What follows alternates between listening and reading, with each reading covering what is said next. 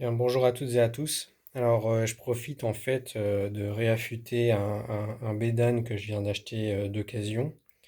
Donc, pour rebondir du coup à la vidéo de la formation de Benoît sur l'affûtage à main levée, où notamment à la fin de sa vidéo, en fait, Benoît, tu montres donc un bédane que tu as préalablement passé soit au Tormex, soit au Touré à sec. Et en fait, du coup, ce qui se passe, c'est qu'à cause à cause de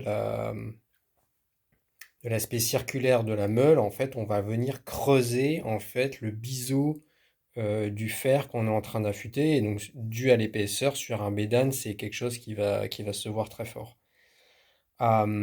Et en fait, je voyais que sur ta vidéo, tu passais pas mal de temps à faire en sorte de récupérer en fait un plat sur tout le biseau du bédane. Et en fait, moi je dirais que bah, c'est pas du tout nécessaire.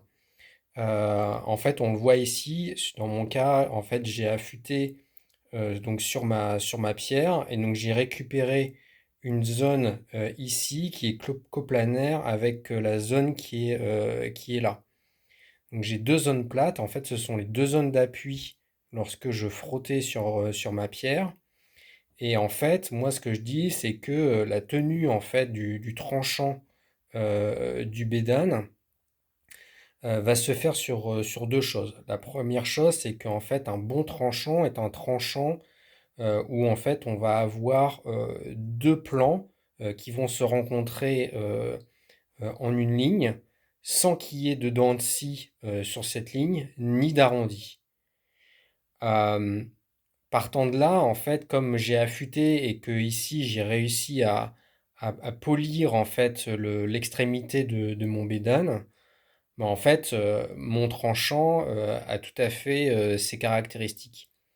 L'autre aspect de la tenue d'affûtage, ça va être en fait le fait que j'ai un angle qui est suffisamment important pour que en fait l'acier du tranchant résiste à la percussion.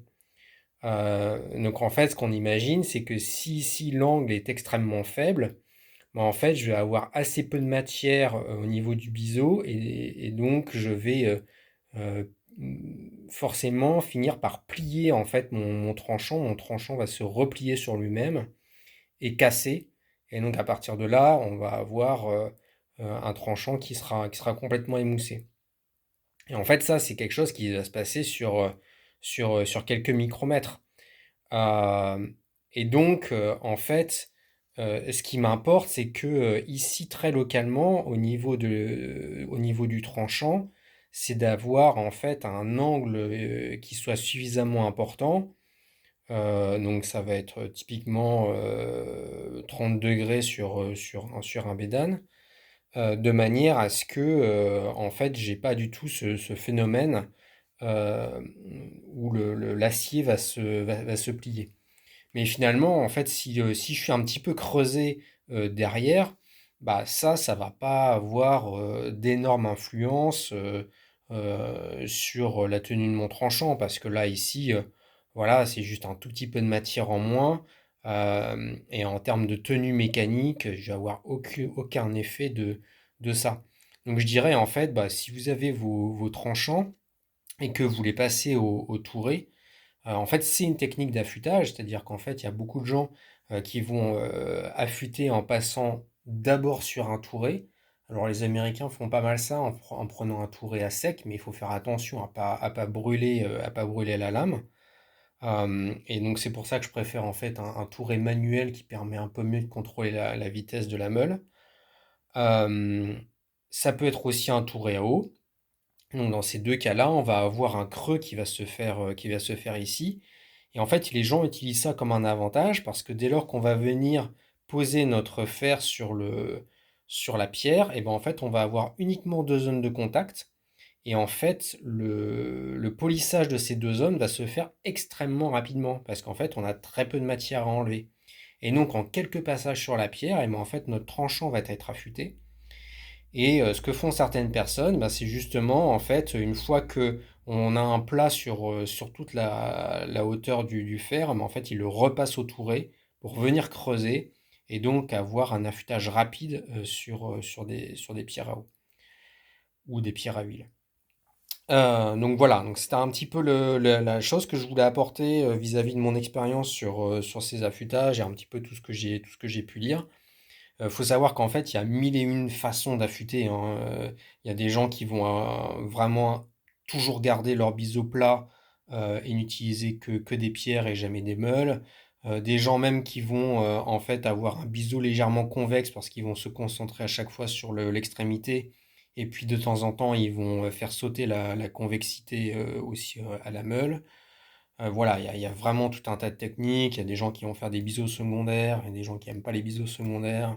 Bref, il y a mille et une façons d'affûter.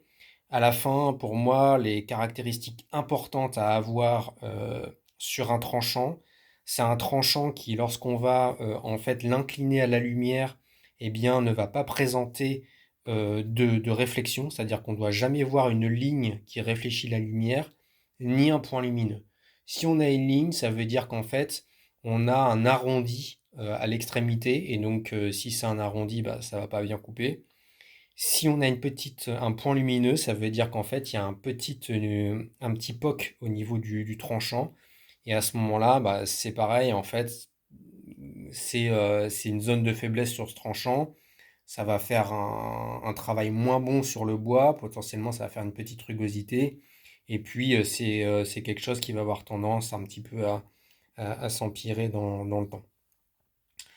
Donc, avoir des surfaces les plus polies, entre guillemets, possibles, les plus rectilignes, sans réflexion. Et dès qu'on a ça, normalement, on a un tranchant qui coupe correctement. Voilà, merci. À bientôt.